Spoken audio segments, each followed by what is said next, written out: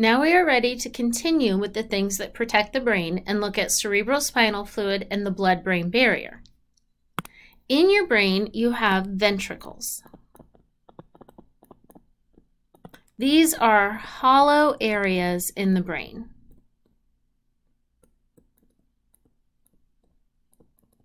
And this is where you make cerebrospinal fluid.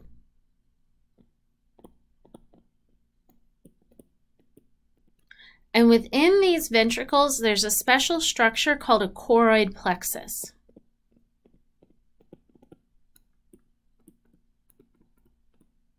This is made of ependymal cells.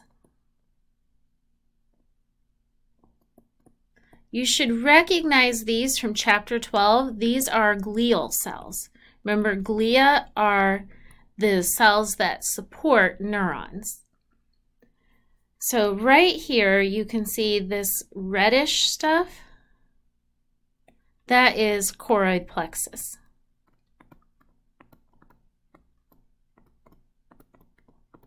And this is located in the lateral ventricle. You have two lateral ventricles, one on the right and one on the left. So blood flows into the choroid plexus.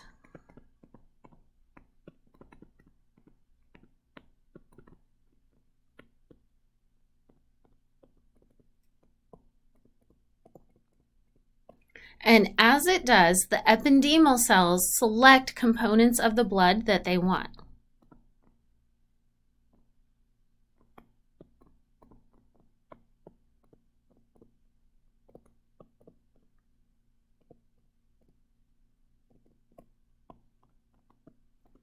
So they get to pick and choose. They're going to pick things like water, glucose, electrolytes.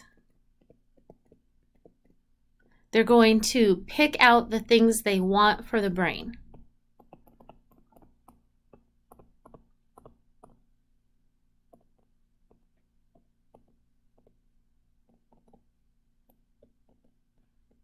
And they're going to avoid things they don't want. So they're going to avoid substances like waste products.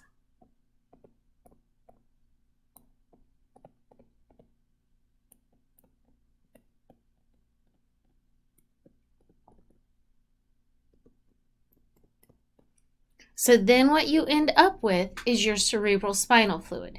And each day you make about 500 milliliters of this.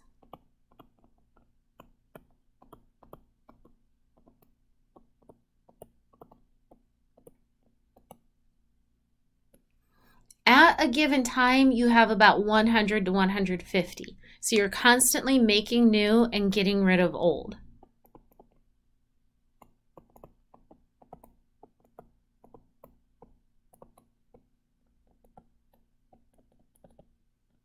So once you make the cerebrospinal fluid, then it circulates through the brain and spine.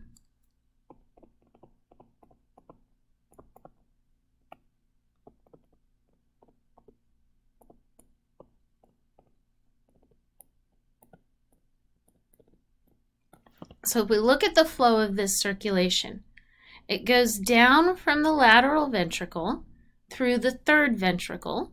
So right about here is your third ventricle, and it comes down to the fourth ventricle.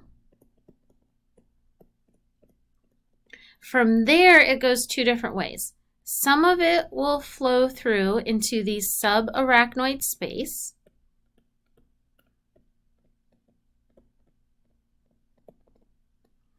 So remember, we saw this before, those collagen fibers that hold the arachnoid layer up above the pia mater.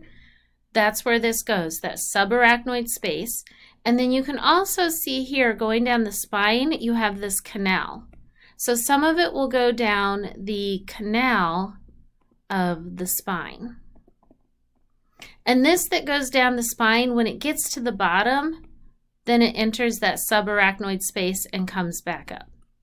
So it's going to flow through, like here's some more subarachnoid space. It flows through.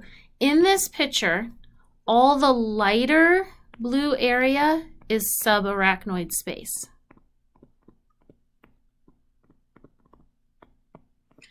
So it flows all around this subarachnoid space. The darker blue is that dural venous sinus that we talked about before. So remember where the two layers of dura mater separate from each other and form that triangular shaped gap? That's the dural venous sinus. So then these little things here, the little tree-like things, do you remember that? That is an arachnoid villus.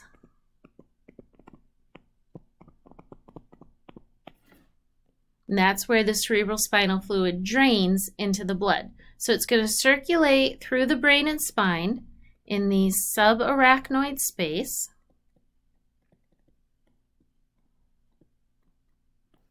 And through that central canal of the spine.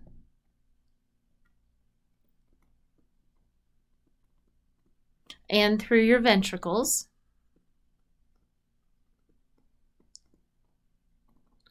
So it's made in the brain ventricles, then it flows out into the spinal canal and subarachnoid space. Then it drains through those arachnoid villi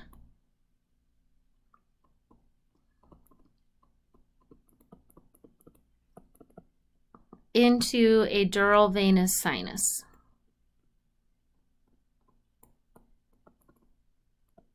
And this is also draining blood. So now the fluid is returned to the blood.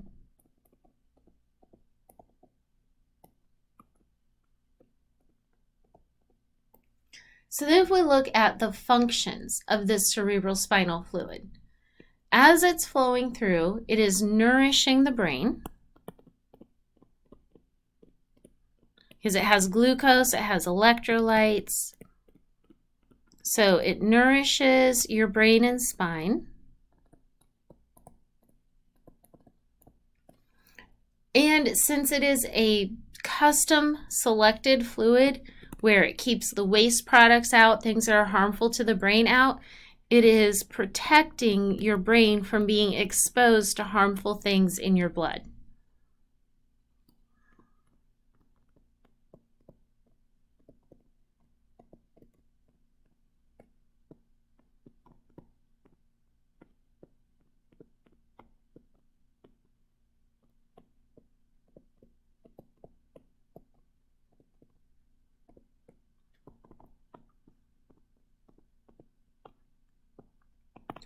And it provides buoyancy.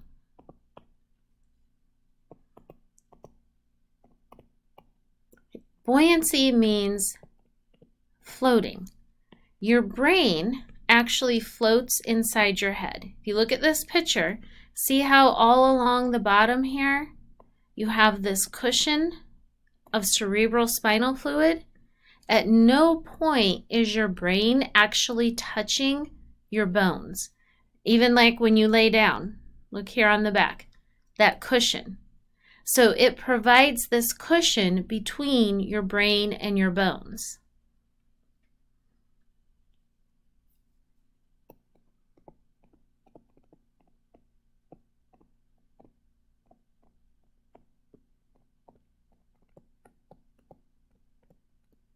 And your brain is actually floating inside your head in this fluid.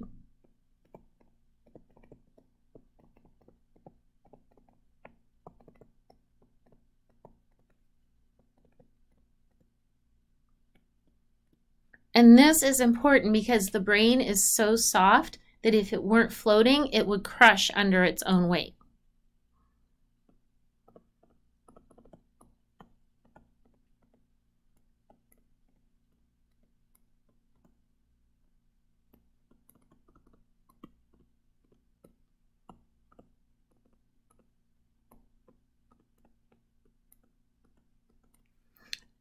And you can get a brain herniation where if you lose your cerebral spinal fluid, the brain right here, you have this hole in your skull, the foramen magnum, where your spine goes through. The brain can actually sit on the base of the skull here, and it will start to crush and ooze out through there. And that's a brain herniation. So that's what can happen if you don't have enough cerebral spinal fluid. You can also have a problem of having too much cerebral spinal fluid. So the right amount is important.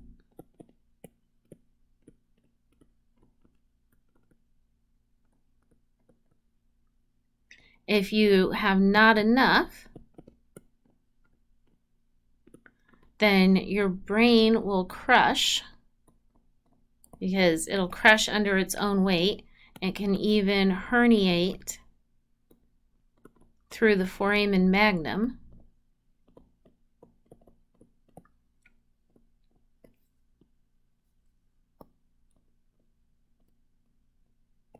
And if you have too much, that is a condition called hydrocephalus.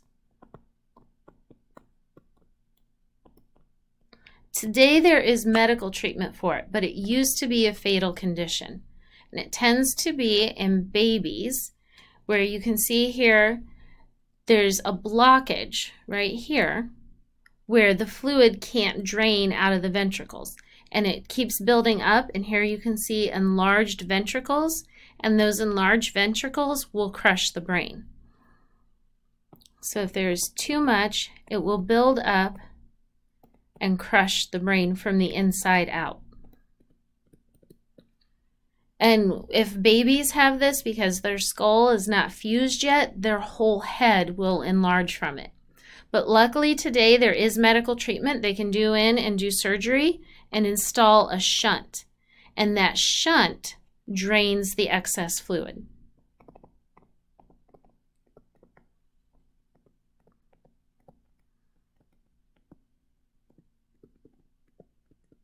And it just drains it to the stomach.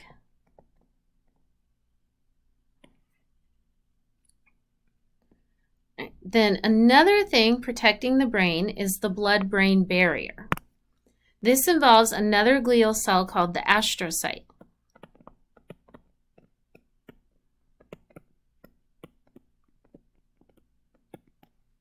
So here is an astrocyte. And the astrocyte has these extensions called perivascular feet.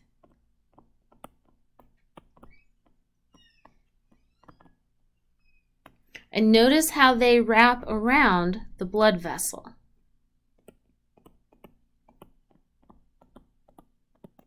So the astrocyte has perivascular feet that wrap around the blood vessel.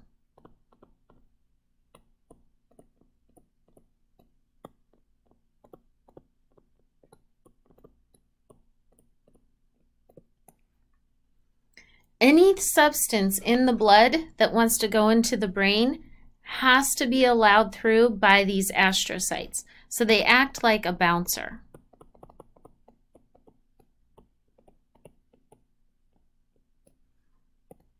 So they are what allow substances in the blood to enter the brain.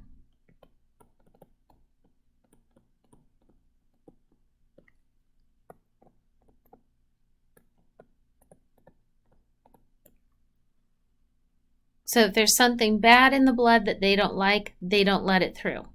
They do have a weakness. And that weakness is lipid-soluble molecules. You can see here this yellow one is showing lipid-soluble. See how here this is a glucose? It goes between the perivascular feet. Look at the lipid-soluble. It goes through the perivascular foot. Cell membranes are lipid, and the astrocyte is a cell, so it has a lipid cell membrane.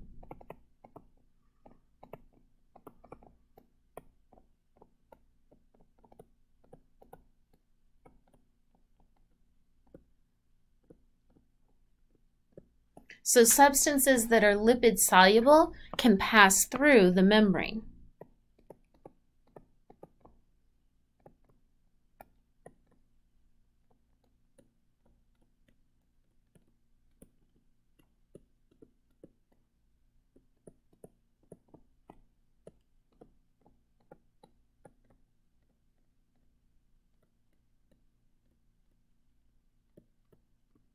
So this, for example, is how you get drunk. Alcohol is bad for your brain.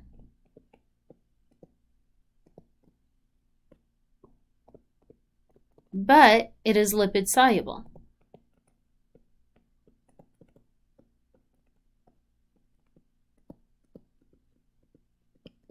So even though your brain doesn't want it because it's harmful, it can get through the blood-brain barrier.